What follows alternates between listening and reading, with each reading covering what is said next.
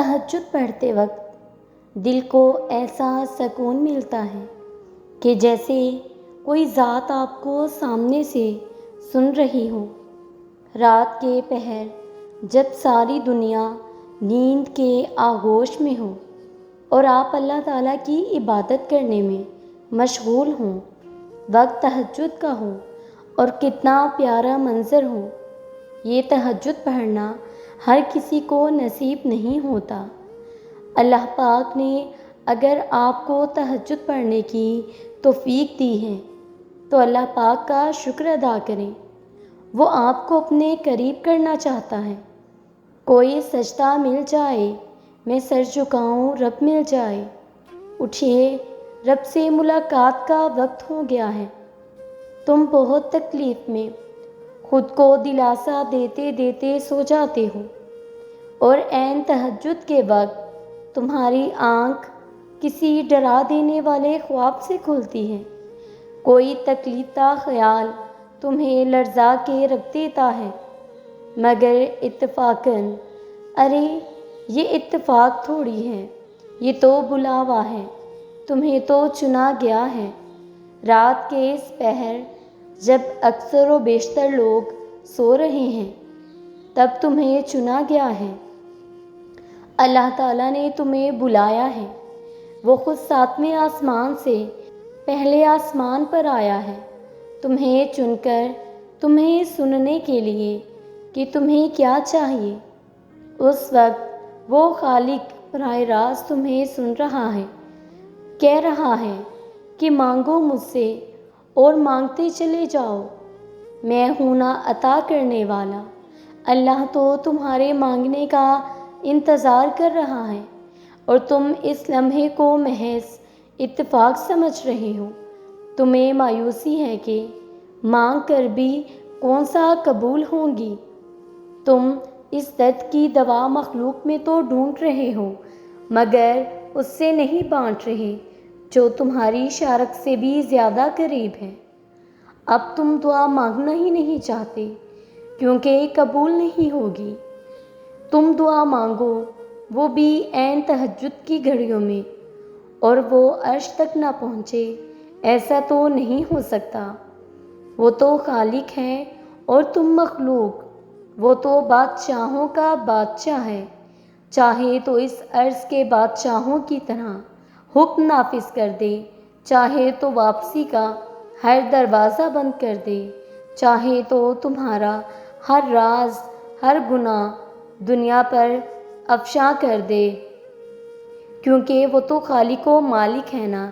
لیکن بادشاہوں کا بادشاہ ہونے کے باوجود، شہنشاہوں کا شہنشاہ ہونے کے باوجود، تمہارے دل و دماغ، جسم و روح، مال و دولت کا مالک ہونے کے باوجود، وہ تمہیں مہلت دیتا ہے۔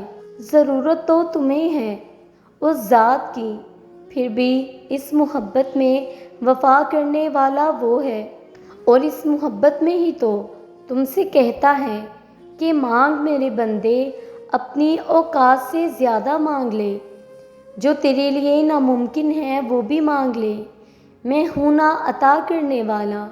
تمہاری نادان خواہشات سن کر وہ تمہیں بہتر سے بہترین عطا کرتا ہے۔ یہی تو اس کی بادشاہی ہے، یہی تو اس کی محبت ہے، اس کی رحمت ہے، اس کی عنایت ہے۔ وہ تمہاری شارک سے بھی زیادہ قریب ہے۔ اب شارک تک کا فاصلہ تو تمہیں خود طے کرنا ہے۔ اللہ پہ کامل یقین رکھنا ہے۔ جانتے ہو تہجد اتنی لاڈلی عبادت کیوں ہے؟ کیونکہ فرض نمازوں میں اللہ رب العزت تمہیں پکارتا ہے، اپنے پاس بلاتا ہے، پھر تم اس کی جانب جاتے ہو۔ لیکن تہجد میں تمہارے دل کی تڑپ تمہیں اس تک جانے پر مجبور کر دیتی ہے۔ تبھی اللہ تعالیٰ نے تہجد کی اذان نہیں رکھی، تاکہ تم تب اس کی جانب آؤ جب آنا چاہو، خوف سے نہیں، محبت سے، یقین سے، اور جب تمہارا دل تمہیں اللہ رب العزت کے روبرو لے جاتا ہے تو وہ تمہیں تھام لیتا ہے۔ جب ہزاروں سوئے ہوئے لوگوں میں تم جاگ رہے ہو تو وہ کیسے تمہیں چھوڑ سکتا ہے؟ جو اپنی نیند قربان کر کے اس رب کعبہ سے کچھ طلب کرنے آیا ہو تو رب العزت کیسے اسے خالی ہاتھ جانے دے سکتا ہے؟ لاڈلی عبادت تک تو لاڈلے کو ہی لایا جاتا ہے، اور جب لاڈلا کسی چیز کی فرمائش کرتا ہے تو وہ فرمائش ہر حال میں پوری ہو کر رہتی ہے۔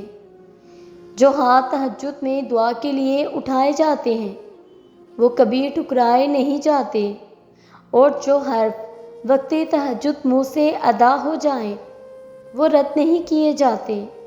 جو وقت تہجد مانگ لیا جائے وہ مانگ کبھی ادھوری نہیں رہتی۔ اللہ رب العزت سے مانگو اور بار بار مانگو، تب تک مانگتے رہو جب تک وہ اس چیز کو تمہاری جھولی میں نہیں رکھ دیتا یا تمہارا دل نہیں بدل دیتا۔ تم اس سے امید لگائے رکھو، وہ اس امید کو کبھی ٹوٹنے نہیں دے گا۔ تہجد کے سجدوں میں بہایا گیا ایک آنسو ساری زندگی بدل دیتا ہے۔ سچے دل سے مانگی گئی بس ایک دعا نصیب پلٹ دیتی ہے۔ اللہ تعالیٰ ہم سب کو تہجد پڑھنا نصیب فرمائے۔ تہجد کی نماز میں گرنے والے آنسو آپ کو اللہ کے قریب کر دیتے ہیں، اور تہجد کی دعائیں قبول کرنے کے لیے اللہ 7ویں آسمان سے پہلے آسمان تک آتے ہیں، اور اس وقت میں کی گئی ہر دعا کو اللہ رب العزت قبول فرماتے ہیں۔ دعاؤں میں تاخیر ضرور ہوتی ہے، لیکن ہر تاخیر میں بہتری ہوتی ہے۔ اللہ تعالیٰ اگر تمہیں تہجد تک لے آئے ہیں تو یہ بے مقصد بے وجہ نہیں۔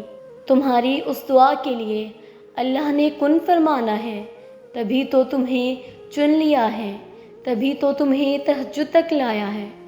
اپنے اللہ پر کامل یقین رکھو اور تہجد کو اپنی زندگی کا حصہ بنا لو۔ تمہاری دعائیں قبول ہوں یا نہ ہوں، مگر تمہارے دل کو ایک سکون ملے گا، ایک راحت ملے گی۔